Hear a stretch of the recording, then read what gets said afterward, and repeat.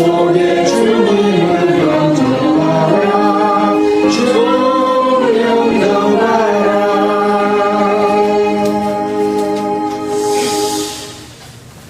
시간이 됐습니다. 370장 찬송 한 곡 더 하고 시작하겠습니다. 370장입니다.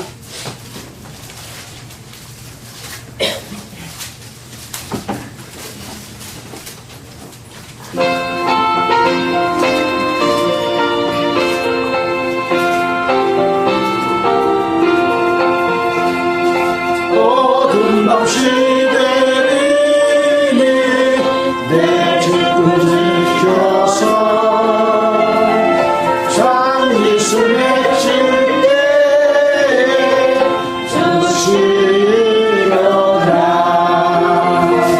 때로는 아침부터 일어서 일하라. 일할 수 없는 팔이 속히 오리라. 모든 방식들이니 내 질끈 지켜서 일할 때 일하면서 놀지 말아라. 낮에는 홀로 가라. 쉽게 노겠네. 일할 수 없는 팔이 속히 오리라. 여름 방식들이 내 질끈 지켜서 지금의 빗긴 곁에 힘써이라로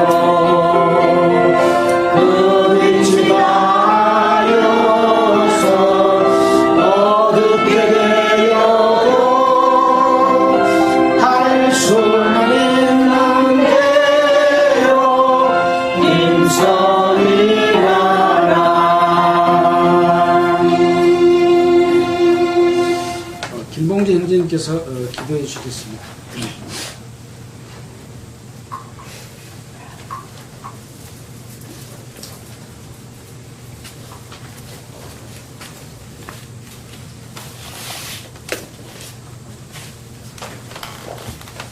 다 같이 기도드리겠습니다. 우리를 사랑하시는 자비로우신 우리 아버지 하나님, 하나님의 크신 은혜를 참으로 감사를 드립니다. 영원히 멸망받아만 딸 저희를 구원해 주시고 하나님의 거룩한 자녀 삼아 주신 그 크신 은혜 진심으로 감사를 드립니다. 이 세상, 죄 많은 세상에 사는 동안에도 잠시도 버려두지 아니하시고 죄에 물들지 않도록 항상 보호하시며 하나님의 진리 가운데로만 인도해 주시는 은혜를 감사를 드립니다. 세상은 날로 죄악이 충만해 주고 하나님의 날이 가까움을 느끼고 있습니다. 이럴 때일수록 더욱더 저희들에게 지혜와 능력을 주시고 신실한 믿음을 주시기를 원합니다. 자르나 우러나 치우치지 않고 오직 위의 것만을 사모하고 하나님과 동행하는 삶을 살 수 있도록 도와주시고 인도해 주시기를 원합니다. 오늘 주일을 맞이하여 사랑하는 형제자매 하나님 앞에 한자리에 모여 하나님을 찬양하며 하나님께 영광 돌리고 말씀을 공부할 수 있도록 인도해 주시는 은혜를 감사드립니다. 말씀을 들을 때 한 영혼도 말씀 한마디도 헛되이 듣지 않고 각자 마음판에 실어들어 하나님을 올바로 알고 올바로 섬길 수 있도록 인도해 주시기를 원합니다. 이 시간 시종을 오직 주님께 의지합니다. 언제나 우리를 사랑하시는 거룩하신 예수님 이름 받들어 기도드리옵나이다.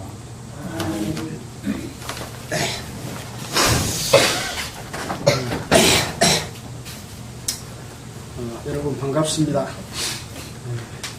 이 시간 함께 방송을 듣는 모든 분들에게도 인사를 드립니다. 오늘이 벌써 7월 28일입니다. 7월달이 다가는 마지막 주 일요일입니다. 다들 무더운 날씨에 피서도 가고 또 놀러 가기도 하는데 이 피크 시간에 이 시간에 이렇게 우리가 한자리에 모였습니다. 참으로 이러한 마음들이 주님께 상달이 돼서 하나님의 자녀로 태어나고 또한 하나님의 자녀로서 하나님 앞에 합당한 삶을 통해서 주님께 영광 돌리고 또 나중에 그것이 우리에게 영광이 될 수 있도록 그런 시간이 되기를 바라는 마음이 간절합니다. 자, 오늘은 계속해서 고린도전서 7장을 공부하는 그런 시간이죠. 자, 고린도전서 7장을 함께 읽고 또 고린도전서 7장 속에서 하나님 아버지의 뜻이 무엇인지 우리에게 주신 교훈이 무엇인지를 한번 보도록 하겠습니다. 제가 먼저 읽겠습니다. 고린도전서 7장 1절 너희의 쓴 말에 대하여는 남자가 여자를 가까이 아니함이 좋으나 2절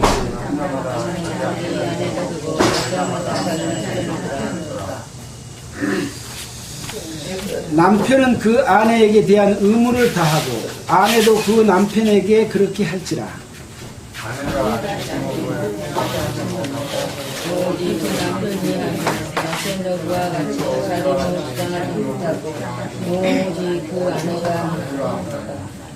서로 분방하지 말라. 다만 기도할 틈을 얻기 위하여 합의상 얼마 동안은 하되 다시 합하라.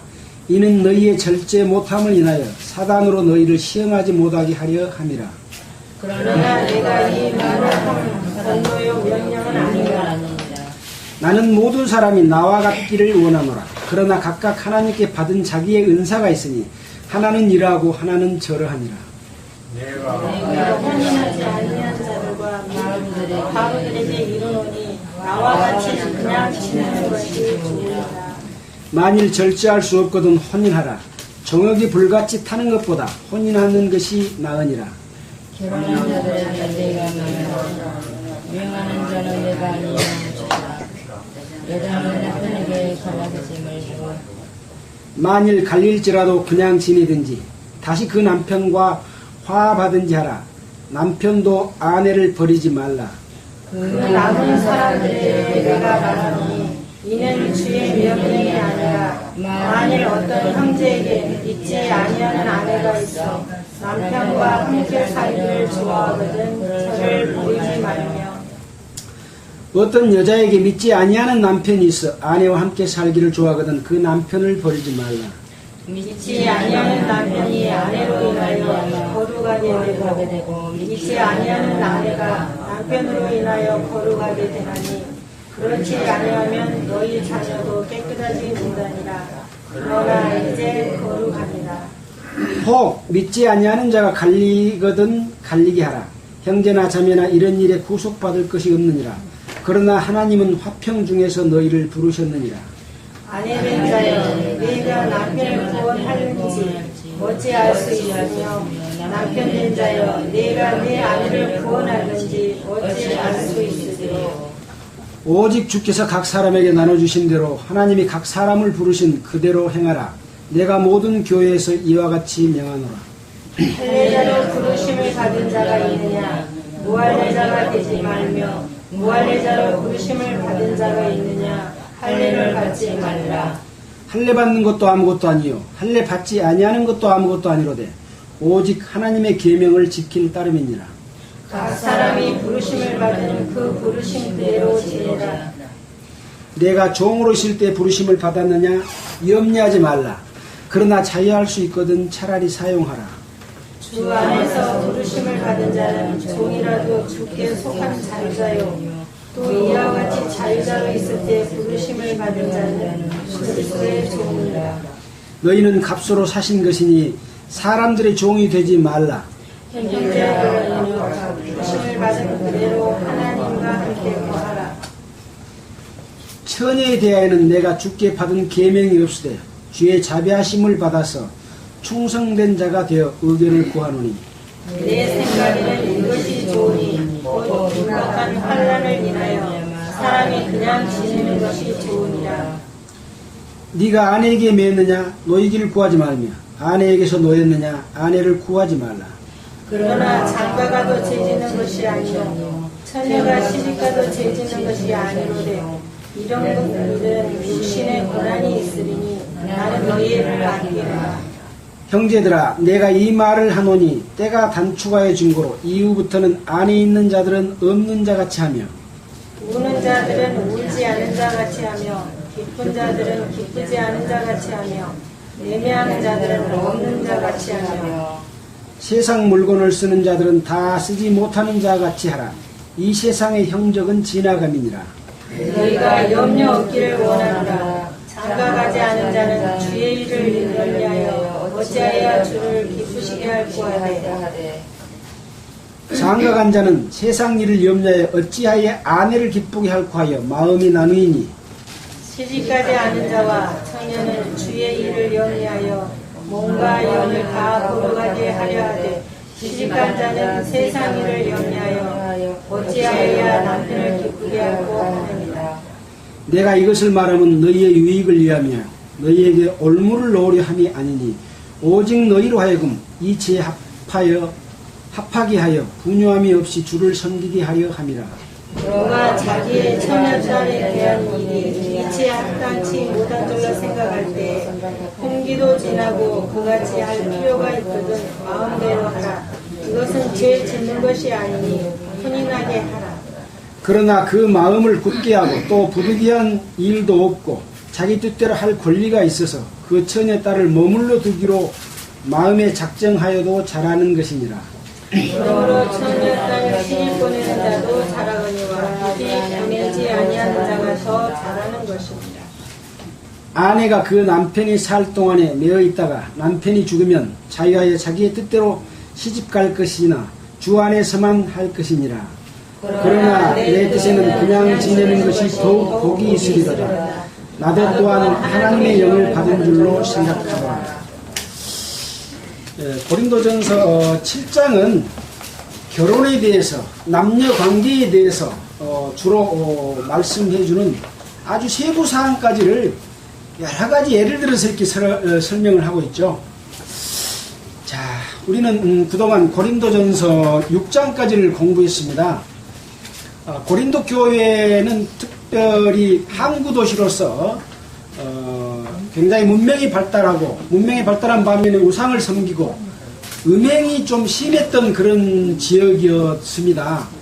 또 특별히 고린도전서에 편지를 보낸 이유 가운데 복음을 전해놨는데 사람을 따라서 쫓으면서 사람의 어떤 지혜와 지식과 능력을 높이 평가해서 팔을 형성하는 그러한 그 잘못된 지금으로 말하면 기독교가 종파를 형성하는 그런 사례가 고린도 교회에 일어났습니다. 이거에 대해서 어떻게 해야 될 것인가 하는 그런 취지에 대해서 고린도전서를 보내는 그런 취지가 있고, 또 한 가지는 다른 지역에 비해서 음행이 좀 심했던 그런 지역이라고 볼 수 있습니다. 그래서 거기에 대해서 경고하고 또 그렇게 살지 말라고 하는 그런 내용에 대한 이야기로 이 고린도전서 내용이 주로 엮어져 있습니다.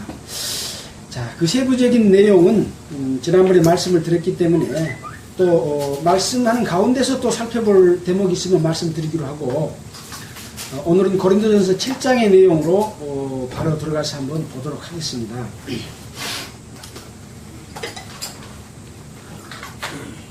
자, 고린도전서 7장 1절입니다.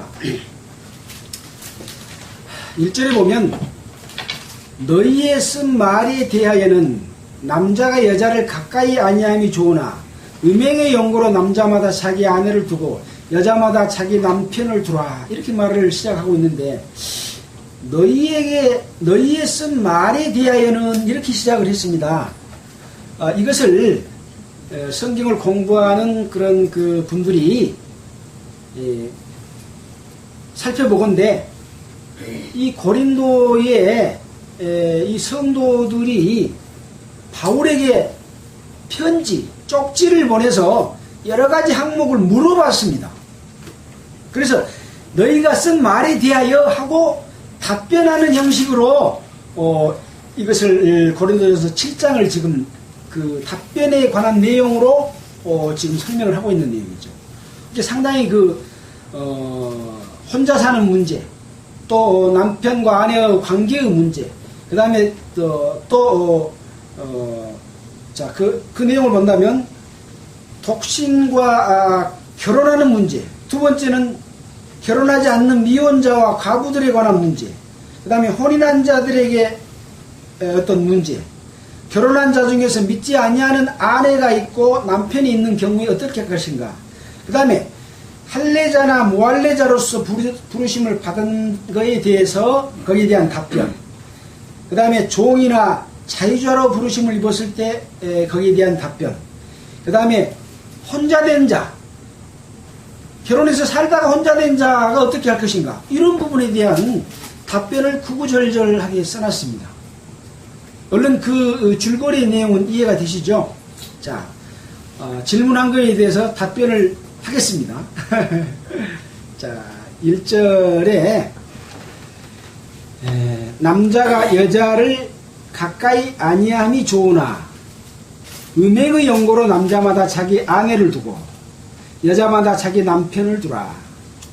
자, 이 음행하는 부분, 또 남녀 관계에서 사랑을 나누는 부분, 이런 것이 모든 사람이 다 마찬가지입니다. 거기에서 차지하고 있는 비중이 엄청나게 큽니다.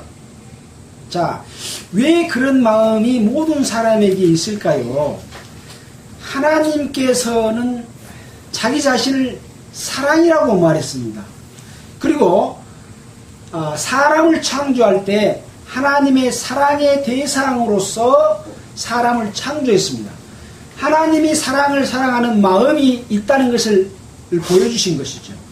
그 다음에 아담을 창조하고 아담이 독초하는 것을 좋게 여기지 못해서 돕는 배필로 이브를 창조했습니다. 왜 독초하는 것이 좋지 못할까요? 그것은 하나님 자기의 마음속에 사람을 사랑의 대상으로 만든 것처럼 아담 혼자 있으니까 혼자서 외롭고 아담 속에도 사랑하는 속성이 있잖아요. 그래서 사랑의 짝으로서 아내를 두게 했습니다. 이것은 하나님의 자기의 마음이고 사람과 남자와 여자의 관계에 있어서 당연히 사랑하도록 하는 그런 뜻이 담겨져 있어서 이 남녀의 관계는 굉장히 성스러운 것이고 하나님으로부터 부여받은 어떤 축복이고 누릴 수 있는 권한으로서 이렇게 베풀어 주신 것이라고 할 수 있는 것이죠. 자, 그런데 왜 이것이 그런 좋은 관계가 나쁜 관계로 발전했느냐 하는 것이죠. 그것은 바로 사랑의 짝으로 사람을 창조했는데 이 사람이 하나님을 떠나서 마귀를 섬겼지 않습니까? 에덴 동산에서 사탄의 꼬임에 넘어가서 보암직도 하고 먹음직도 하고 지혜롭게 할 만큼 탐스럽기도 한 인간의 유혹을 따라서 사는 것인데 그 유혹은 어디서부터 온 것이냐? 바로 마귀로부터 온 것인데 하나님을 떠나서 그렇게 사는 것에 대해서 하나님께서는 사랑하고 계신 반면에 질투하셨죠. 그래서 어떤 질서를 떠난 사랑에 대해서 그것은 음욕이고 정욕이고 나쁜 것이다 라고 전제를 하시는 것이죠. 자, 그런 생각으로 이 고린도전서를 본다면 어떤 것을 질문하고 답하는데 굉장히 자유스러워. 막 강제하고 있지 않고 명령하는 것은 몇 군데밖에 안 됩니다. 굉장히 큰 의미들이 있다고 하는 것, 이것을 한번 살펴보시겠습니다. 함께. 자, 처음에 음행의 연고로 남자마다 아내를 두고 여자마다 자기 남편을 두라고 하는 것이죠. 음행이 모든 사람에게 전체입니까? 그렇지 않습니다. 숭고한 사랑이 있죠. 근데 그 음행하는 마음이 모든 사람 가운데 있기 때문에 이 고린도 특성이 있었습니다. 고린도 교회에, 고린도 지역에 많은 우상을 섬기고 전업부, 돈을 받고 몸을 파는 여자들이 1000명 이상이 있었다고 제가 말씀드린 적이 있죠. 그런 지역이었기 때문에 이 성에 대해서 음란한 어떤 질서를 지키지 못한 하나님께서 우리에게 주신 사랑의 관계를 떠난 그런 행위들이 성행하고 있었기 때문에 그런 마음들이 사람들 가운데 이렇게 깔려 있습니다. 바른 성적 관념이 깔려 있는 것이 아니라 혼란한 성적 관념이 깔려 있어서 음행하는 마음들이 모든 사람 마음 속에 침투해 있었기 때문에, 그렇다면 그 음행의 연고로 아내를 두고 또는 남편을 둬서 거기에 빠져들지 마라 하는 어떤 도피처로서 제공을 해 주시는 것이죠. 그러나 그것이 전부가 아니라고 말씀을 하고 있습니다. 자, 그래서 3절에 보면 남편은 그 아내에게 대한 의무를 다하고 아내도 그 남편에게 그렇게 할지라. 여기서 그 의무는 방금 말한 음행의 연고로 음란한 마음이 다른 데로 가지 못하도록 붙들어두는 의무입니다. 그래서 남편과 아내는 서로 성적인 육체적인 관계로서 사랑을 하고 함께 만족을 하고 그 마음이 딴 데로 가지 말도록 붙잡아두는 의무라고 볼 수 있습니다. 자, 4절에 그것이 답이 나오죠. 아내가 자기 몸을 주장하지 못하고 오직 남편이 하며 남편도 이와 같이 자기 몸을 주장하지 못하고 오직 아내가 하나니. 자, 5절에 서로 분방하지 마라. 분방이 뭡니까? 방을 따로따로 나눠서 잠자지 마라. 그런 말씀도 해주시고 있죠. 왜? 어떤 육체적인 소욕을 풀지 못해서 그 마음이 딴 데로 갈까봐, 바르지 못한 성적인 관계, 사랑의 관계로 갈까봐 그렇게 분방하지 말라고 했습니다. 다만 어떨 때는 분방해도 되냐? 기도할 틈을 얻기 위하여 합의상 얼마 동안은 하되 다시 합하라. 이는 너희의 절제 못함을 인하여 사단으로 너희를 시험하지 못하게 하려 함이라. 그래서 남편과 아내가 한 방을 쓰되 어떨 때? 다만 기도할 틈을 얻기 위하여. 이 기도는 누구하고 합니까? 하나님하고 관계지요. 그래서 하나님께서는 참 그 욕심이 많으신 분 같아요. 너희들이 사랑을 하되 나하고 통할 때는, 나하고 대화할 때는 같이 있지 않아도 된다 라고 이렇게 하시는 거예요. 왜 그렇습니까? 하나님의 사랑의 짝은 사람이기 때문에 그렇습니다. 나도 너희들과 사랑을 나누고 싶다, 그런 마음이 이 속에 들어있잖아요. 또 굉장히 그 마음은 아름다운 것이고, 왜냐, 이제 그 뒤에 여러 가지 문제들이 나옵니다. 너무 너희 사랑에만 빠져있지 말아라, 그런 이야기죠. 왜? 하나님이 사람을 두는 취지가 더욱 중요하다. 그래서 바울은 1절에 남자가 여자를 가까이 아니함이 좋으나, 그러면서 바울은 평생을 독신으로 살았습니다. 그런 것에 이 바울의 의도나 하나님의 의도가 들어있죠. 예수님께서는 어셨습니까? 예수님이 땅에 오셔서 결혼했습니까? 아니잖아요. 혼자서 사시면서 그것을 실천하셨습니다. 이따 관련된 성구는 시간이 되면 찾아보도록 하겠습니다. 자, 그것은 바로 이제 하나님과의 관계를 중시하기 위해서 얼마 동안은 합의해서 하되 다시 합하라고 말하고 있습니다. 왜? 사단으로 너희를 시험하지 못하게 하려 함이라. 그래서 우리가 그 전도집회 말씀 가운데서 음란한 마음에 관해서 보면서 우리가 영상을 볼 때 그 아주 아름답고 늘씬하고 이쁜 여자를 좋은 옷을 입혀서 길거리로 내보내니까 사람들이 희끗희끗 쳐다보고 참 했던 광경 우리가 봤지 않습니까? 모든 사람의 마음속에 그런 마음이 있다는 것을 아시죠. 그리고 그런 마음들이 있는데, 특히 그 젊은 20대 이전, 20대 중반 이전에는 그 음욕이 굉장히 불타가지고 감당하지를 못할 정도로 그런 상황 가운데 얘가 사실은 있는 겁니다. 다들 어르신들이니까 경험해서 알겠죠. 하루 종일 마음속에 여자를 생각하고 하루 종일 마음속에 남자를 생각하고 또 걸어가든 뭘 보든 그것을 성적인 것을 사모하는 그런 마음들이 사람 속에 있는 것이죠. 자, 그래서 그런 것들을 알기 때문에 조금 더 그런 기회를 주지 말라 하는 것이죠. 자, 6절입니다. 그러나 내가 이 말을 함은 권도요 명령은 아니라.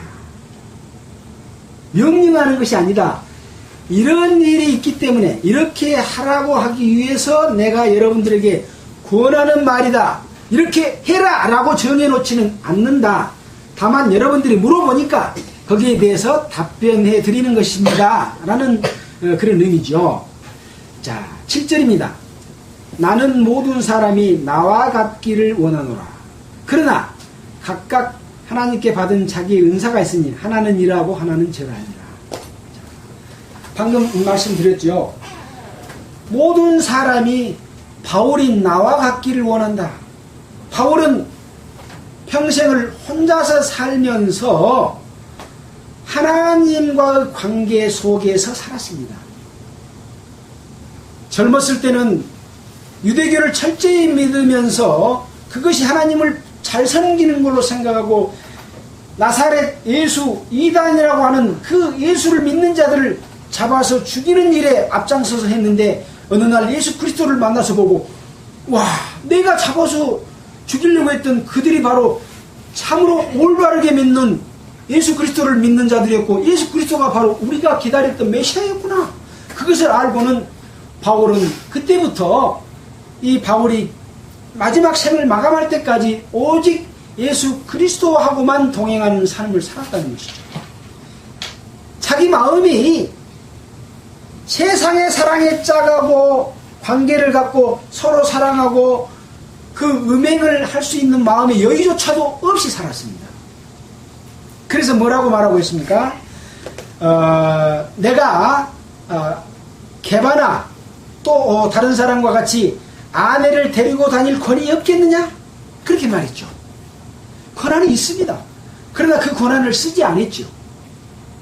그런 것처럼 내가 살아보니까 정말 하나님과의 관계를 갖고 살려고 한다면 나와 같을 때 하나도 나뉘지 아니하고 마음과 생각이 나뉘지 아니하고 가장 좋더라. 그렇게 말을 하고 있죠. 이것도 명령이 아니고 권도입니다. 권유입니다. 자, 그래서 모든 사람에게 은사가 있는데 은사는 각각 다르다고 그랬죠. 어떤 사람은 큰 은사가 있는가 하면 어떤 사람은 좀 차별은 없습니다만은 이러한 은사가 있고 저런 은사가 있어서 능히 그 은사 속에서 그걸 이길 수 있는 사람은 이렇게 살아도 된다. 그러나 이기지 못한 사람은 결혼해라. 그런 이야기입니다. 하나는 이라고 하나는 절하다. 그런 이야기죠. 그래서 지금도 이렇게 보면은 젊으셨을 때 혼자 돼가지고 정말 주님의 말씀 가운데서 주님만을 생각하고 사신 분들을 보면 참으로 존경스럽습니다. 그래서 성경에서는 그런 분들을 과부라고 이야기하고 있습니다. 혼자 살면서 다른 남자와의 관계를 가진 사람을 과부라고 이야기하지 않습니다. 그래서 과부라고 하는 뜻은 아주 좋은 뜻으로 성경에 이야기를 하고 있고 과부의 자격까지를 이야기하고 있습니다. 나이 60이 되지 못한 사람은 성경 교회 안에서 과부라고 하는 이름을 붙여주지도 않았습니다. 왜? 젊어서 혹시 육체적인 어떤 욕심을 따라서 살까봐 그렇게 성스러운 이름을 가진 분들이 바로 과부라고 하는 이름이죠. 자, 그 다음에 8절을 보겠습니다. 자, 이제 두 번째는 미혼자와 과부들에게 이르는 말씀입니다. 여기 미혼자는 내가 혼인하지 아니하는 자들과 및 과부들에게 이르노니라고 했는데 혼인하지 아니하는 자들이라고 하는 것은 뭐냐면 결혼을 했다가 어떤 사유, 사별이 됐든지 이별이 됐든지 간에 혼자 사는 사람의 지금 남자를 두고 이야기를 합니다. 혼인하지 아니하는 자들은 여기서 배우자가 원어에 보면 배우자가 없는 자, 배우자라는 것은 남편이 아내를 보고 배우자라고 말하잖아요. 돕는 배필이잖아요. 그래서 주로 남자, 아내를 잃은 남자를 두고 이야기를 하고 있습니다. 그리고 이제 과부들에게 이야기를 하죠. 나와 같이 그냥 지내는 것이 좋으니라. 그러나 9절에 만일 절제할 수 없거든 혼인하라. 정욕이 불타는 것보다 혼인하는 것이 나으니라. 그래서 아까 7장 1절의 내용과 지금 이 내용에 보면 남자가 여자를 가까이 하지 아니함이 좋으나 그러나 절제할 수 없거든 혼인해라. 그 정욕 때문에 정말 거기에 잘못된 대로 사는 삶, 바른 사랑이 아니라 바르지 못한 사랑과 음욕으로 인해서 범죄하는 삶을 살지 않도록 하기 위해서 그렇죠. 자, 10절입니다. 혼인자들에게 내가 명하노니. 자, 그동안에는 권도요 명령은 아니라고 했죠. 근데 10절에서는 명령을 지금 하고 있습니다. 누구에게? 혼인한 자들에게 내가 명령하노니. 명령하는 자는 내가 아니요 주시니라. 예수님께서 명령하신 것이다. 그래서 혼인하지 않는 자들에게는 이렇게 택할 수도 있고 저렇게 택할 수도 있지만 혼인한 자들은 반드시 그걸 지켜라. 그 뭡니까? 명령입니다. 안 지키지 않으면 안 되는 것이죠. 자, 그 명령 뭐라고 했는가 보겠습니다. 여자는 남편에게서 갈리지 마라. 만일 갈릴지라도 그냥 지내든지 다시 그 남편과 화합하든지 하라. 이 지금 여기 누구에게 명령하고 있습니까? 구원받은 남편과 아내들에게 지금 말하고 있습니다. 헤어져 있는 자들에게. 이혼을 했든지 사별을 했든지 간에. 그래서 이 다시 합해든지 간에 그렇게 됐을 때에 그때는 명령을 받아라. 그래서 갈리지 말고 화합하든지 해라. 남편도 아내를 버리지 말라. 아내도 그렇고 남편도 그렇게 그렇다는 이야기죠. 근데 막상 살면 좋은 일만 있습니까? 아니요. 아니죠. 힘들어. 남편은 아내 비율을 맞춰야 되고 아내는 남편의 비율을 맞추다 보면 절반은 다 그쪽에 쪼개줘야 돼. 내 잘못은 저쪽에 쪼개줘야 돼. 그렇지 않고 아내 도움만 받고 남편의 도움만 받은 사람이 있으면 그 사람은 나쁜 사람이라고 말하지 않아요. 남편에게 배려할지도 모르고 아내에게 배려할지도 모른다고 그러지 않습니까? 그래서 서로 양보하고 서로 나눠줄 때 가정이 화목한 가정이 되지 않습니까? 젊었을 때는 남자들이 마음대로 하다가 나이 들어서도 아내 말을 안 들은 그런 강 큰 남자들이 있습니까? 요새 그렇게 말하죠. 그래서 함께 있으면 서로 항상 좋은 것이 아니다. 장점도 있고 단점도 있다. 그럴 때 그것을 참고 인내하고 헤어지지 말고 그냥 지내라. 그 말은 뭡니까? 참아라. 안 좋은 일 있을 때 참아라. 좋은 일 있을 때 왜 헤어져요? 그렇죠. 자,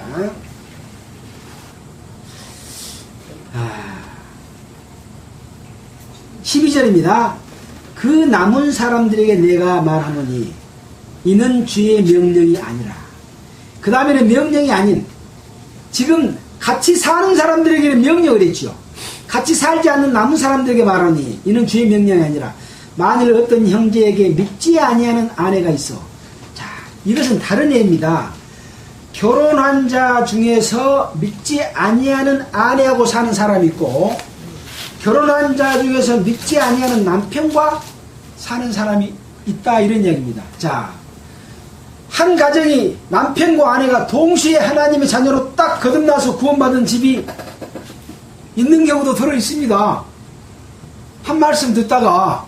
근데 대부분 남편이 먼저 받든지 아내가 먼저 받든지 해가지고 남편이 아내를 설득하고 아내가 남편을 설득해서 하나님은 살아계시고 이 말씀을 듣고 반드시 하나님의 자녀로 태어나는 구원을 받아야 됩니다. 근데 에이 그런 거 있어 하고 안 따르다가 언제가 이렇게 구원을 받게 되잖아요. 근데 아직 남편이 아내를 그렇게 구원해도 아내가 남편을 구원해도 듣지 않고 있는 그런 상황 가운데 있는 사람도 있겠죠. 그 사람에 대해서도 지금 물어본 거예요. 그럴 때는 어떻게 해야 됩니까? 헤어집을 해야 됩니까? 같이 살아야 됩니까? 라고 물어본 거예요. 그러니까 거기에 대해서 답변을 하고 있습니다. 자, 만일 어떤 형제에게 믿지 아니하는 아내가 있어 남편과 함께 살기를 좋아하거든 저를 버리지 말아라. 아내가 믿지 않는다고 하는데 그래도 당신 구원받아서 맨날 그 신앙생활 한다고 나보고 믿으라고 하고 귀찮긴 하지만 그래도 나는 당신이 좋으니까 당신하고 살라요. 그러면 여러 가지가 안 맞고 믿음의 생활이 불편해도 버리지 말고 함께 살아라. 그 말이에요. 그 다음에 왜 그런지는 뒤에 나와 있습니다. 또 어떤 여자에게 믿지 아니하는 남편이 있어서 아내와 함께 살기를 좋아하거든 그 남편을 버리지 마라. 똑같지요? 자, 그 다음에 14절입니다. 믿지 아니하는 남편이 아내로 인하여 거룩하게 되고 믿지 아니하는 남편이 아내의 구원으로 하나님을 믿고 예수 그리스도를 영접하고 거듭나서 구원을 받음으로 말미암아 거룩하게 되고 또 아내가 남편으로 인하여 거룩하게 되나니 이렇게 말하고 있죠. 그러니까 지금은 불편하고 힘들고 그러지만 계속 내 속에서 하나님의 자녀로서 사는 삶으로 본을 보이고 더욱 아내를 사랑하고 더욱 남편을 사랑하게 되면 결과적으로 거룩하게 되는 거듭나게 되는 하나님의 자녀가 되는 그런 일이 있지 않겠느냐. 그렇게 지금 이건 뭐라고요? 명령이라 그랬습니까? 권유요. 권유. 이것은 주의 명령이 아니라 권유하는 것이다 라고 말하고 있죠. 자, 왜 권유를 합니까? 그 다음에가 나옵니다. 혹 믿지 아니하는 자가 갈리거든 갈리게 하라. 형제나 자매나 이런 일에 구속받을 것이 없느니라. 근데 당신이 예수 믿었으니까 같이 못 살겠어. 맨날 예수 믿으라고 하고 하나님의 말씀 보자고 하고 하나님의 말씀 듣자고 하니까 도저히 못 살겠어. 그러면 갈리게 해도 된다는 얘기죠. 그러나 그렇게 하지도 말고 저렇게 하지도 마라. 그냥 지내는 것이 좋다. 그리고 전도를 해라는 것이 바울의 더 깊은 뜻이죠. 그래서 이제 그 중간에 조금 어려운 말이 들어있습니다. 그렇지 아니하면 너희 자녀도 깨끗이 못하리라 하니라. 그러나 이제는 거룩하니라. 굉장히 어려운 말이 들어있죠. 남편이 아내를 거룩하게 하고 아내가 남편을 거룩하게 하지 아니하면 너희 자녀도 깨끗이 못하니라. 그러나 이제 거룩하니라. 이 말은 굉장히 어렵습니다. 그래서 어떻게 보면 거듭난 하나님의 자녀들 사이에서 태어난 자녀는 거룩한 것처럼 그렇게 지금 이것을 보면 그렇게 되어 있습니다. 그래서 과연 이것이 어떤 뜻이 있을까 하고 여러 군데를 좀 찾아봤습니다. 자, 에스라 9장 2절을 한번 보겠습니다. 에스라 역대하 다음에 에스라지요. 역대하 다음에 에스라입니다. 9장 2절.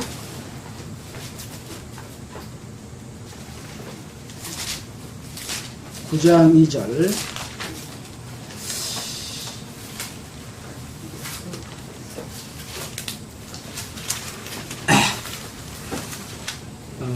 지금 이스라엘 백성 723페이지 722페이지 그쪽입니다.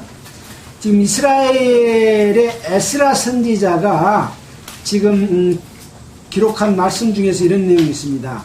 그들의 딸을 취하여 아내와 며느리를 삼아 거룩한 자손으로 이방 족속과 서로 섞이게 하는데 방백들과 두목들이 이 죄에 더욱 으뜸이 되었다 하는지라. 그러니까 이스라엘 백성들이 다른 나라의 그 사람들과 이방 딸을 취하고 아내를 삼아가지고 또 며느리를 삼는데 이 방백의 두목들이 더욱 으뜸이 되었다라는 그런 말씀을 하고 있습니다.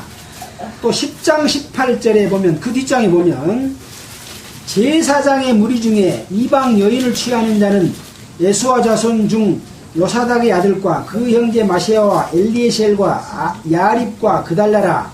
그러고 그 뒤에 쭉 나옵니다.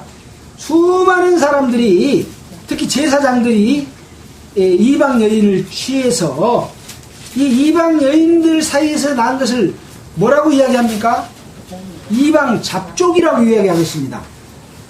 바르지 못한 섞인 물이라고 이야기하고 있습니다. 이것이 교회 안에 사탄의 세력이 침투해서 섞여가지고 뒤죽박죽이 돼서 하나님의 자녀와 사람의 자녀가 구분 못되는, 나중에 가서는 구원받지 못한 사람이 직분을 맡고 교회를 통치하고 다스리게 되는 이런 섞인 무리가 될 것을 우려해서 하는 그런 그 교훈도 됩니다.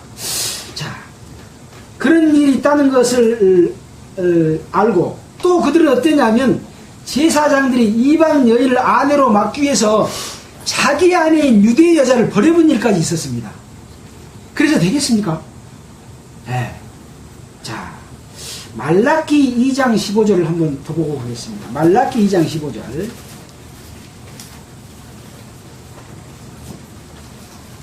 구약 성경의 맨 마지막 성경이 말라기입니다. 2장 15절에 보면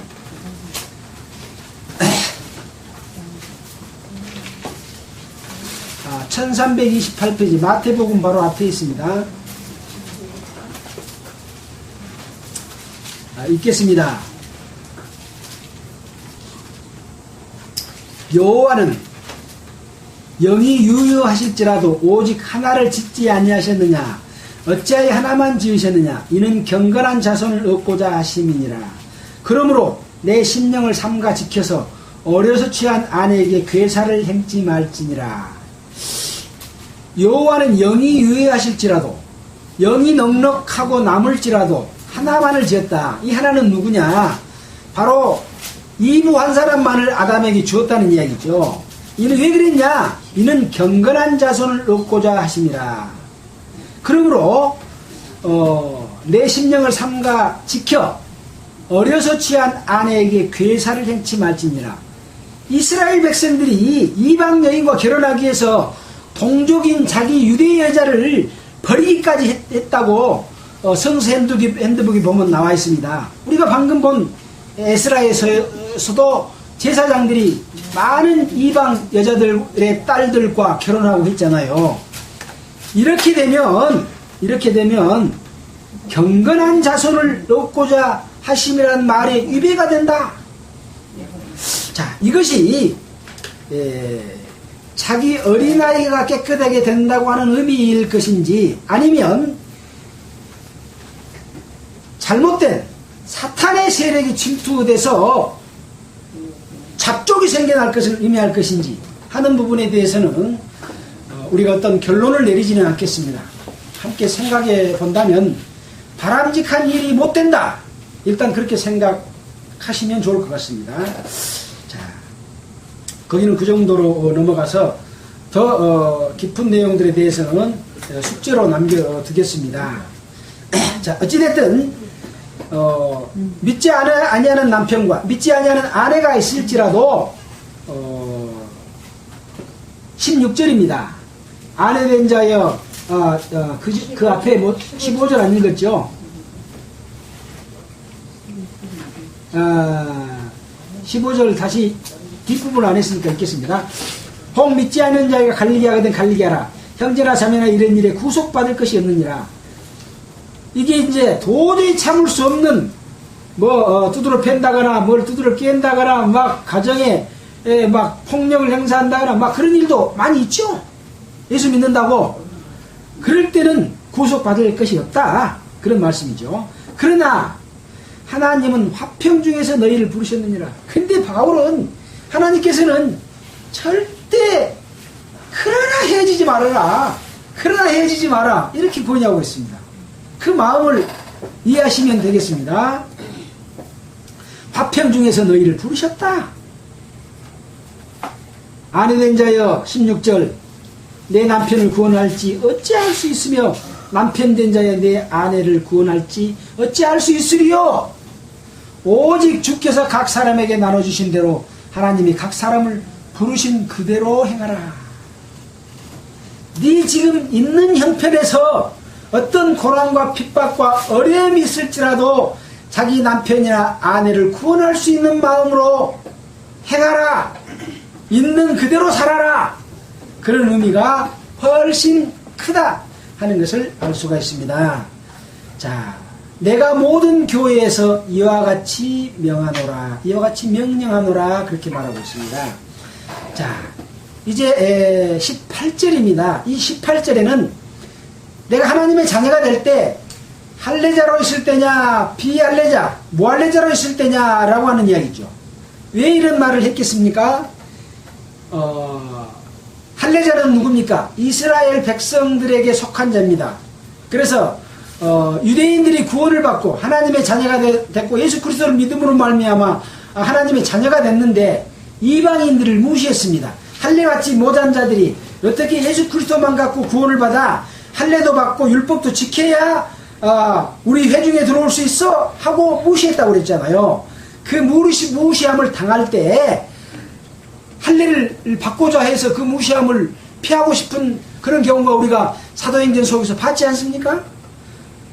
근데 할례자로 부르심을 받은 자가 있느냐? 무할례자가 되지 말며 무할례자로 부르심을 받은 자가 있느냐? 할례를 받지 말라. 할례 받는 것도 아무것도 아니요. 할례를 받지 아니한 것도 아무것도 아니로되 오직 하나님의 계명을 지킬 따름이니라. 할례 받지 않는 것이 중요하다고요? 중요하지 않다고요? 중요하지 않다. 그것은 유태인들이 하는 말이야. 유태인 우월주의 속에서 나온 말이야. 그리스도 안에서는 할례자나 무할례자나 종이나 자유자나 남자나 여자나 할 것 없이 다 그리스도 안에서 하나니라, 동일하니라, 이렇게 말씀을 하지 않습니까?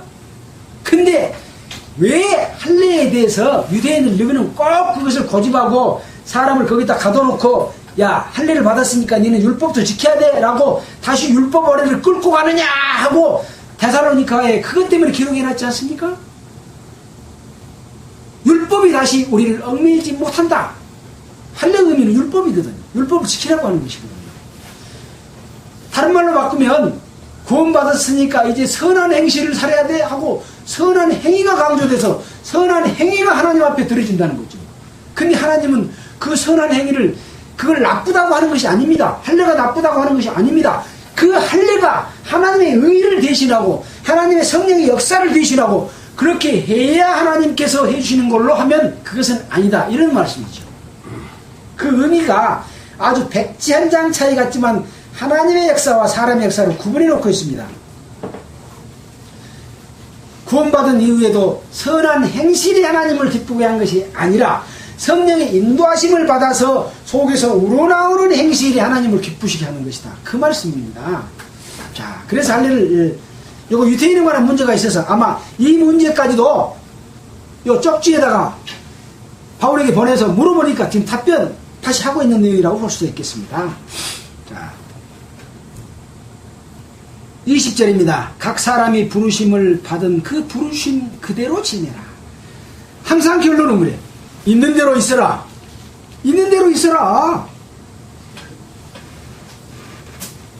그래서 수고하고 무거운 짐진 자들아 다 내게로 오라. 내가 너희를 쉬게 하리라. 있는 대로 있으면서 그리스도에게서 우리에게 주는 자유, 그것이 무엇인지를 알려주시는 것이죠. 21절에 그런 내용이 또 나오죠. 네가 종으로 있을 때 부르심을 받았느냐? 염려하지 말라. 그러나 자유할 수 있거든 차라리 사용하라. 종으로 있다가 풀려날 수 있으면 사용해라. 이것도 자유를 또 줬어. 주 안에서 부르심을 받은 자는 종이라도 죽게 속한 자유자요. 근데 주 안에서 있으면 네가 신분상 종이지만 하나님 앞에서는 자유자다. 엄청나죠? 종 밑에 있으면서도 종의 그 일로서는 종이지만은 하나님 앞에서는 나는 자유자고 너는 아직까지 죄의 종이다. 하나님을 알지 못하는 자다. 그런 자유와 어떤 권위 이를 설명해 주고 계시죠.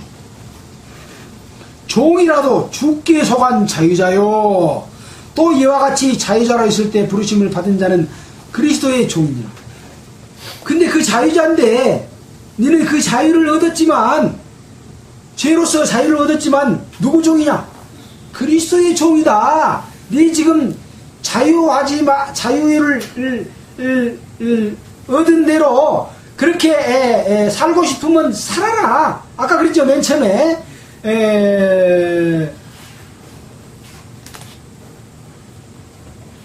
차라리 자유할 수 있거든 사용하라. 그러나 그 사용이 그것이 한정없는 자유인지 아냐? 진정한 자유를 얻었지만 그 자유는 그리스도의 종으로서 자유다. 그리스도가 주님께서 욕심 많으시죠. 그리스도에게 속한 자유자입니다. 하나님에게 속한 자유자입니다. 자, 이 자유는 뭐냐? 죄로부터 자유고 하나님의 자녀가 됐습니다. 자녀이면 후사를 얻을 자지요. 그러나 세상 가운데 살 때는 자유자냐? 아니라는 것이죠. 왜? 지금 네가 살고 있는 그 속에 남편에게 얽매이고 또 할례자들에게 얽매이고 또 주인에게 얽매이고 있다. 그러나 너는 하나님으로부터 자유함을 얻은 자지만 이 세상에서는 그 속에서 그냥 지내라. 그냥 지내고 무엇을 해라. 하나님의 종으로서 이 세상 가운데서는 고난과 핍박을 당하고 예수 그리스도께서 이 땅에 오셔서 이루신 일에 대해서 성령의 역사로서 그것을 실천하라. 그거지요. 근데 고린도에는 어쨌습니까? 교파를 만들어 놓고 그 교파 속에서 자기들은 규모 없이 일하고 손으로 까딱하게 일하지 아니하고 성도들 거 다 토색하고 뜯어서 배부르고 부유하고 왕노릇하고 다스리며 통치하고 살면서 자기의 지혜를 자랑하고 자기의 능력을 자랑하고 그렇게 살고 있었지 않습니까? 근데 그것은 가짜 왕노릇이다 라고 말씀을 하면서 네가 자유자라도 주님 속에서 이 땅에서 살 때는 그리스도의 종으로서 자유자다. 진정한 자유는 언제 자유가 이루어집니까? 주님이 오셨을 때 그때 진정한 자유가 성취되는 것이기 때문에 우리는 그것을 바라보고 어떤 고난과 어려움이 있을 때도 참고 견디고 네가 있는 그대로 살아라. 그대로 살기가 어렵습니다. 그래서 권유하시죠. 또 결혼한 자들에게 명령하십니다. 그걸 지키라. 왜? 결혼했으니까 자기가 선택했으니까 지켜야죠. 예. 그 의미가 굉장하죠. 자, 23절의 그 말에 대해서 다시 한번 그 주교성을 짚어줍니다. 너희는 값으로 사신 것이니 사람들의 종이 되지 말라. 방금 제가 설명한 그 내용입니다. 너희는 값으로 사신 것이니 누구의 종이 되지 말라고요? 사람들의 종이 되지 말라는 것입니다. 이 사람들의 종이 되어 있는 이 사람들은 누구겠습니까? 지금 여기서 말하면 남편일 수도 있습니다. 또 아내일 수도 있습니다. 또 할례받는 자들일 수도 있습니다. 그 다음에 주인일 수도 있습니다. 근데 이 고린도 교회로 봤을 때 정서상 더욱 중요한 것은 방금 제가 말씀드린 팔을 만들어 놓고 교파의 교주 행세를 하면서 일하지 않고 성도들 것을 토색하면서 누리고 사는 사람들이 그리스도인들을 전부 종 삼았죠. 밑에 부하 삼고 시킨 대로 하라고. 나는 목사니까, 나는 종교 지도자고 교주니까 너희들은 우리가 시킨 대로 우리 교파에서 만들어 놓은 교리를 따라서 행해야 돼. 우리 교파는 전도하는 것이 주목적이니까 수단과 방법을 가리지 말고 돈을 내고 우리 교파는 아름다운 교회를 지어야만 사람들이 거기 와서 말씀을 듣고 구원의 역사가 잘 일어나. 이렇게 거짓말을 해서 토색한다 그랬죠. 그 토색은 뭐라고 그랬습니까? 속여서 돈을 달라고 조르는 것이 토색이라 그랬습니다. 그래가지고 돈을 내게 해가지고 큰 교회당 짓고 자기는 그 중에서 제일 좋은 아내 간 자리에 자기 집 딱 지어놓고 내노트 안 하고 떡 주인 행세를 하면서 왕노릇하고 있지 않습니까?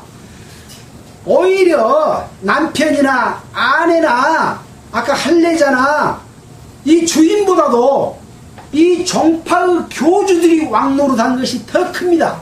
23절의 의미는 너희는 값으로 산 것이 되었으니, 그러면 누구 거요? 주님의 것이요. 주님의 것. 그 6장 20절에 값으로 산 것이 되었으니 그런즉 너희 몸으로 하나님께 영광을 돌리라. 하나님께 영광을 돌리라고 했죠. 사람에게 영광 차지하라고 준 것이 아닙니다. 그래서 그런 사람들의 종이 되지 말라. 형제들아, 각각 부르심을 받은 그대로 하나님과 함께 거하라. 각각 부르심을 단체로 받습니까? 개인으로 받습니까? 개인으로 받습니다. 각각 부르심을 받아서 그 부르심의 사역이 각각 다릅니다. 다 말하는 자겠습니까? 다 가르치는 자겠습니까? 다 전도하는 사람이겠습니까?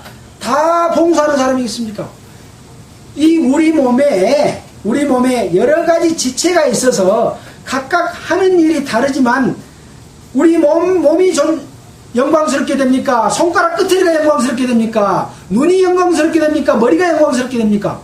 우리는 다 하나의 지체 속에서 다 함께 영광을 함께 누리는 자다. 그래서 각각 부르심을 받은 그대로 하나님과 함께 거하라는 것이 이 성령의 역사 속에서 올바른 교회의 입장이죠. 근데 종파는 그렇지 않습니다. 위에 목사 나놓고 그 밑에 장로 나놓고 집사 나놓고 또 봉사회장 나놓고 또 어머니회장 나놓고 노인회장 나놓고 청년회장 나놓고 목사가 탁 명령하면 착착착 지키고 거기서 말 안 들으면 딱 연말에 잘라버려. 중간에 자른 사람도 있죠. 쫓아내는 사람도 있고. 이것이 하나님의 역사가 아니라고 하는 것입니다. 그래서 교회에서 직분을 세울 때는 목사가 세우는 것이 아닙니다.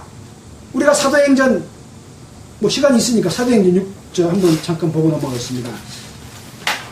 우리가 몇 번 말씀드렸던 내용이지만 뭔가 잘못되어 가고 있는 것에 대해서 우리는 반드시 그것을 시정해서 그 잘못된 그 사람들에게 여기 뭐라 그랬습니까? 사람들이 종이 되지 말라고 했지 않습니까? 자, 몇 장입니까? 오순절 성령이 임한 이후에 2장이요?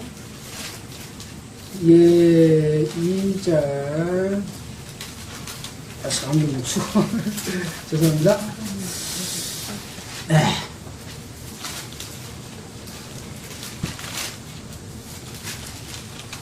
예, 6장입니다. 6장. 자, 6장 3절입니다.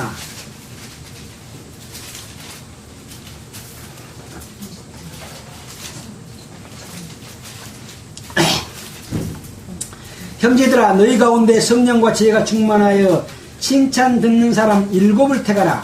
우리가 이 일을 저에게 맡기고 우리는 기도하는 것과 말씀 전하는 것을 전무하리라 하니 온 무리가 이 말을 기뻐하여 믿음과 성령이 충만한 사람 스데반과 빌립과 브루고로와 니가노로와 디몬과 바메나와 유대교에 입교한 안디옥 사람 니골라를 택하여 사도들 앞에 세우니 사도들이 기도하고 그들에게 안수하니라. 이 지금 오순절 이후에 많은 사람들이 이 전도하는 것과 구제하는 일에 이렇게 열심히 했습니다. 그래서 그 구제하는 일에 너무 하다 보니까 복음 전하는 일에 소홀하게 되는 그런 일이 있어가지고 사도들이 모든 제자들을 불러갖고 말을 합니다. 우리가 하나님의 말씀을 제쳐놓고 공개는 뭐냐? 재정출납입니다. 공개를 일삼는 것이 마땅치 않냐니. 그렇게 성도들이 구제하기 위해서 많은 돈을 냈고 그것을 재정출납하고 나눠주기도 하고 이런 구제하는 일에 굉장히 열심히 있었습니다. 지금 교회가 그런 일 하고 있습니까? 안 하죠. 그래서 우리가 구제하는 일이 성경적으로 아주 올바른 태도다 하는 것을 여기서도 볼 수가 있고요. 근데 사람을 세운데 형제들아 너희 가운데서 성령과 지혜가 충만하여 칭찬 듣는 사람 7을 택하라. 사도가 택했어요? 성도들이 택했어요? 성도들이 택했습니다. 그래서 그 무리 가운데 무리가 있으면 그 중에서 성령과 칭찬을 지혜가 충만한 사람이 있습니다. 그 사람들을 택한 거죠. 그래서 사도는 안수하고 세우는 일만 했습니다. 근데 지금은 뭐예요? 목사가 1년 동안 다 한 거 봐가지고 자기 말을 잘 들으면, 하나님의 말씀을 잘 들으면 잘라버려. 왜? 자기가 잘못하고 있는 것을 지적하니까. 자기 말을 잘 들으면 예배당 좋게 짓는데 협조 잘하면 봉사회장 자리 그대로 해놓고, 노인회장이 예배당 짓는데 반대래. 탁 잘라버려. 당신은 내년부터는 노인회장 하지 마시오 라고 탁 잘라버려. 목사가 그런 권한이 있어요? 없습니다. 없습니다. 완전히 성경을 예배하고 있는데 사람들은 아이고 하나님께서 주신 직분을 감사히 받고 열심히 하겠습니다. 여기 뭐라 그랬어요? 고린도전서 7장, 다시 고린도로 넘어가겠습니다. 7장 23절에 너희는 값으로 산 것이니 사람들의 종이 되지 말라. 형제들아 각각 부르심을 받은 그대로 하나님과 함께 거하라. 이 부르심은 하나님께서 주신 은사고, 이 은사가 여러 군데 나와 있습니다. 그 은사에 대해서는 나중에 또 보기로 하겠습니다. 자, 25절입니다.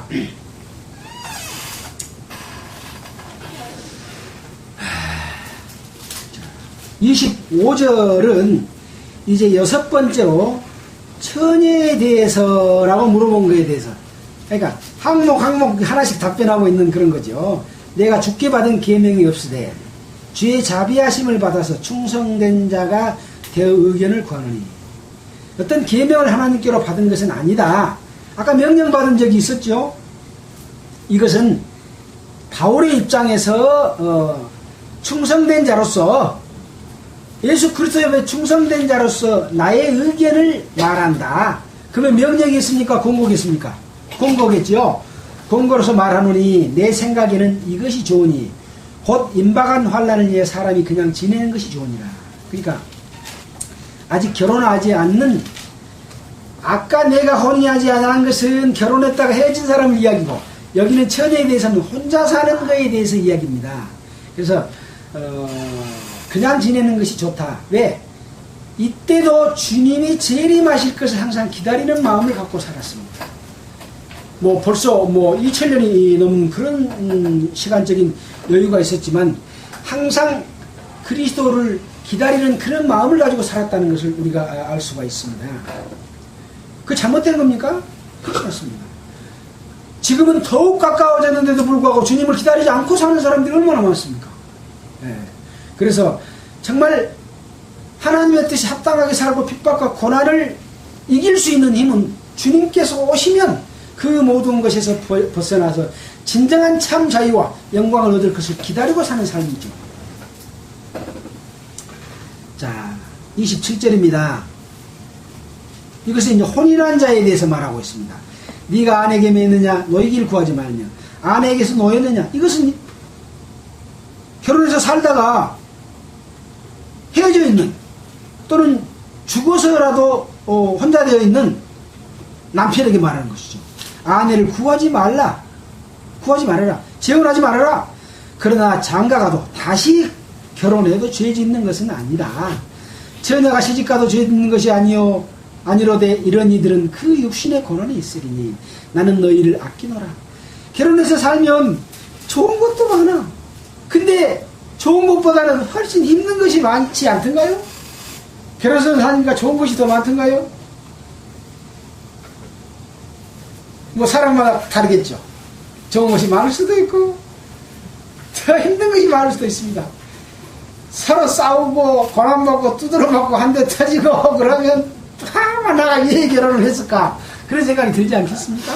또 살아갈 때는 좋았는데 아이가 뱃속에서 자라서 그 아기를 낳을 때 그 고통, 어머 죽고 싶네 할 정도가 됐지만 아이를 또 낳음으로 인해서 기쁨이 또 그것을 커서 그것을 잊어버리고, 그래서 그런 육신의 고통이 어떤 고통이 됐든지 있다, 이런 이야기를 하기 때문에 바울은 혼자 사는 것이 좋다고 본인은 그런 마음을 갖고 살기 때문에 그렇게 구원하고 있습니다. 자, 29절입니다. 형제들아 내가 이 말을 하노니 때가 잔추가해 준 거로. 그것은 아까 26절에 나와 있는 곧 임박한 환난을 인하여 라고 같은 의미죠. 이후부터는 안에 있는 자들은 없는 자같이 하며, 우는 자들은 울지 않은 자같이 하며, 기쁜 자들은 기쁘지 않은 자같이 하며, 매매하는 자들은 없는 것 같이 하며 세상 물건을 쓰는 자들은 다 쓰지 못하는 자 같이 하라. 자, 여러 가지 물어본 사항에 대해서 답변을 했습니다. 독신과 결혼에 대해서, 미혼자와 과부에 대해서 혼인자들에게 또 명하고, 결혼한 자들에게 권유하고, 할례나 무할례로 부르심을 입은 자들에게 말씀하고, 종이나 자유자에게 말하고, 또 혼자 된 자들에게 말했습니다. 이제 결론적으로 지금 설명하고 있습니다. 이것이 29절부터입니다. 형제들아, 내가 이 말을 하노니 때가 단축하여 증거로 이후부터는 안에 있는 자들은 없는 자같이, 지금 주님이 곧 오실 그런 상황 가운데 있다고 봤을 때 아내를 기쁘게 하고 남편을 기쁘게 하고 라고 하는 삶보다 안에 있는 자들은 없는 것처럼 그것을 중요하게 생각하지 말고, 또 우는 자들, 우는 일이 뭐 한두 가지만 있겠습니까? 가난해서도 울고 아파서도 울고 또 너무 좋아서도 울고, 우는 자들은 울지 않는 자같이 하며 기쁜 자들은 기쁘지 않은 자같이 하며. 그러니까 세상 것에 푹 빠지고 그 속에 미쳐서 그 속에서 누리고 사는 삶 속에 빠져들지 말아라 라고 말하는 것이죠. 또 매매하는 자들은 없는 것 같이 하며, 매매는 누가 합니까? 살 것이 없는데 사러 갑니까? 팔 것이 없는데 팔러 갑니까? 있는 자들이 사고 팔고 하지 않아요. 그 매매하는 자들은 없는 것 같이 해라. 그 세상 것이 크다 그렇게 생각하지 말라는 것이죠. 매매하지 말란 말입니까? 아닙니다. 사지 말란 말입니까? 아닙니다.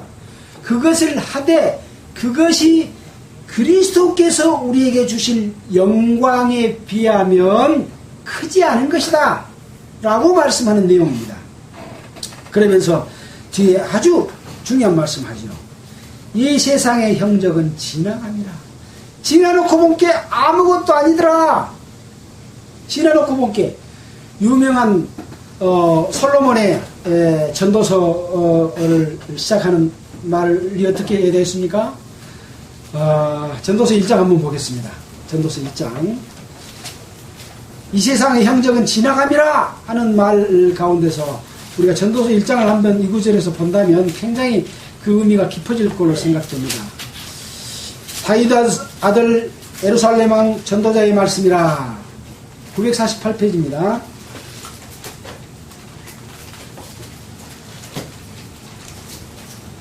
네, 948페이지입니다.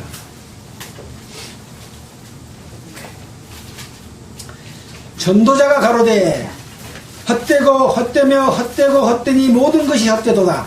사람이 해 아래서 수고하는 모든 수고가 자기에게 무엇이 유익하고, 한 세대는 가고 한 세대는 오되 땅은 영원히 있도다. 해는 떴다가 지며 그 떴던 곳으로 빨리 돌아가고, 바람은 남으로 불다가 북으로 돌이키며 이리 돌며 저리 돌아 불던 곳으로 돌아가고, 모든 강물은 다 바다로 흐르되 바다를 채우지 못하며 어느 곳으로 흐르든지 그리로 연하게 흐르느니라. 만문의 피곤함을 사람이 말로도 할 수 없나니 눈은 보아도 적함이 없고 귀는 들어도 차지 아니하는도다. 이 전도자인 솔로몬은 이 세상에서 부귀 영화와 권력을 누리는 최고의 사람이라는 것은 우리 모든 사람들이 다 알고 있잖아요. 이 솔로몬이 쓰는 첫 번째 시작에서 헛되고 헛되며 헛되고 헛되니 모든 것이 헛되도다 라고 말하고 있는 내용이 바로 이 세상의 형적은 지나감이니라 라고 말하고 있습니다. 바울은. 여러분, 솔로몬과 같은 부귀 영화를 누려봤습니까? 꼭 누려봐야 헛되고 헛되며 헛되고 헛되니 모든 것이 헛되도다 그렇게 하시겠습니까? 그러면 누려보십시오. 이것은 명령이 아니요 권도입니다. 바울이 그렇게 말하지 않겠습니까? 네, 그런 취지가 있는 거죠. 이 세상에 어떤 것도 있는 자는 없는 것 같이, 없는 자는 있는 것 같이 그것에 무게를 두지 말고 살아라. 이 세상의 형적은 다 지나감이니라 라고 말씀하시죠. 자, 32절입니다. 너희가 염려 없기를 원하노라. 장가가지 않은 자는 주의 일을 염려하여 어찌하여 주를 기쁘시게 할꼬 하되 장가간 자는 세상 일을 염려하여 어찌하여 아내를 기쁘게 할꼬 하여 마음이 나누이니 시집가지 않는 자와 처녀는 주의 일을 염려하여 몸과 영을 다 거룩하게 하려 하되 시집간 자는 세상 일을 염려하여 어찌하여야 남편을 기쁘게 할꼬 하느니라. 내가 이것을 말하면 너희의 유익을 이해하며 너희에게 올무를 넣으려 함이 아니로되 아니니 오직 너희로 하여금 이치에 합하여 분야함이 없이 주를 섬기게 하려 함이라. 그래서 이 질문에 답변을 하면서 고린도전서 7장의 결론은 35절입니다. 35절 함께 한번 읽어보겠습니다. 내가 이것을 말하면 너희의 유익을 위함이요 너희에게 올무를 넣으려 함이 아니니 오직 너희로 하여금 이치에 합하여 분요함이 없이 주를 섬기게 하려 함이라. 이 답변의 결론은 그렇습니다. 이럴 땐 이러고 저럴 때는 저러고 다 이렇게 하고 이것은 명령이고 이것은 권도인데 이렇게 말해주는 것은 너희에게 유익하게 하기 위해서. 무슨 유익입니까? 그리스도 안에서의 유익입니다. 세상적인 유익은 이렇게 말하지 않습니다. 그리스도 안에서의 유익인데 너희로 하여금 이치에 합하여 분요함은 뭡니까? 막 바빠. 그런 거 다 하려면 바쁘죠. 아내 된 돌이 다 하기 바쁘고 남편 된 돌이 다 하기 바쁘고 종 된 돌이 다 하기 바쁘고 종교 지도자인 사람의 명령 쫓기는 더 바빠.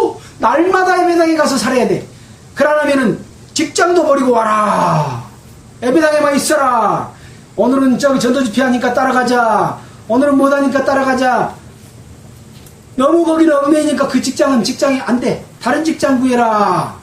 그렇게 분유하죠. 바빠. 예. 이 종교 지도자들을 따르기도 바쁩니다. 근데 여기서는 뭐요? 분요함이 없이 주를 섬기게 안 한대요. 그런 일들이 주를 섬기는 일인지 아닌지 성경 가운데서 봐야 됩니까 안 됩니까? 정파의 교리와 정파의 가르침을 따르는 것은 사탄의 것을 따르는 겁니다. 주를 따르는 것은 그런 따름이 아니라고 우리가 사도행전과 서신서 속에서 얼마나 구구절절 사례를 가지고 우리가 알았습니까? 예.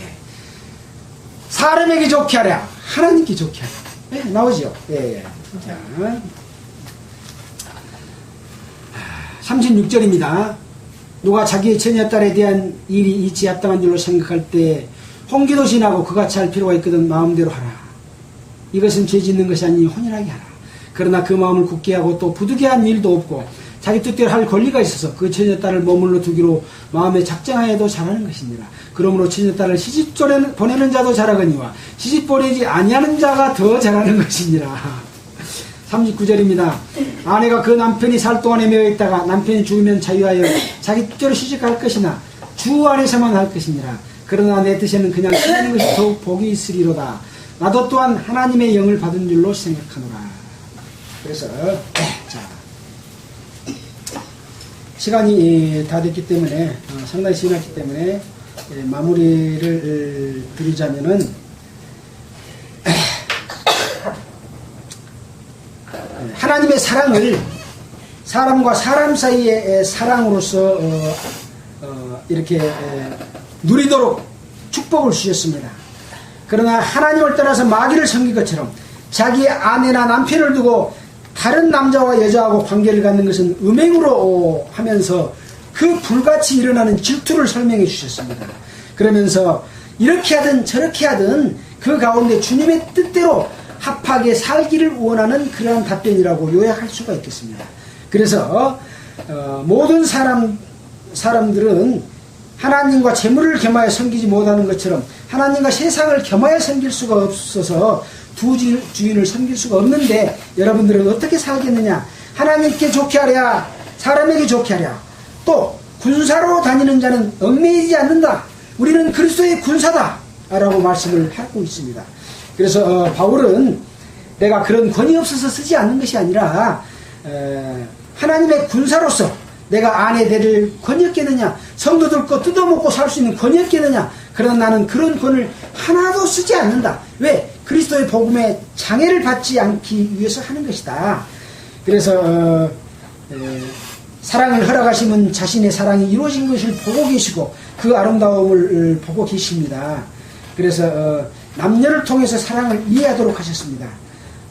그래서 우리는 이 고린도전서 8장을 통해서 하나님의 마음과 사탄의 역사로서 그것을 방해하고 있는 것이 무엇인지를 이해하고 교훈받기를 바라는 그런 마음을 가지고 함께 말씀을 봤습니다. 참으로 주님의 귀한 사랑을 누리고 사시고 또 주님이 오셨을 때 그 영광을 기다리고 또 그것을 유업으로서 이어받는 모든 사람이 되기를 바라면서 마치겠습니다. 기도하겠습니다. 하나님 아버지께 참으로 감사를 드립니다. 하나님의 사랑이 인간에게 주어졌지만 사람들은 하나님을 알지 못하고 자기 욕심에 끌어서 살고 있는 사람들이 너무나 많습니다. 참으로 하나님의 주신 그 사랑과 은혜 가운데서 하나님의 자녀로 태어나서 그 사랑을 깨닫고 살아갈 때 이 세상의 부귀와 영화와 모든 것을 다 얻는 것보다도 더 귀하다고 하는 것을 솔로몬을 통해서 우리는 배웠습니다. 또 남편과 아내에 대해서 또 많은 부분 그 사랑이 변질돼서 음행하는 걸로 바뀌고 있는 고린도 교회의 그 질문에 대해서 답함으로 말미암아 하나님과 관계에 더욱 중요한 하심을 우리에게 일깨워줬습니다. 참으로 그리스도 안에서 하나님의 자녀가 되고 하나님의 자녀가 된 자로서 또 앞으로 올 그 자유를 위해서 주님의 종으로서 주님의 군사로서 살아갈 수 있는 우리에게 큰 힘으로 능력으로 함께해 주시기를 원합니다. 다가오는 1일부터 4일 동안 있을 우리 성도들 간의 그 수련회 동안 주님께서 역사하셔서 큰 힘을 얻을 수 있는 기회가 되도록 도와주시기를 원하면서 우리를 구원해 주신 예수 그리스도의 이름으로 기도했습니다. 찬송하겠습니다. 찬송가 379장 379장이요.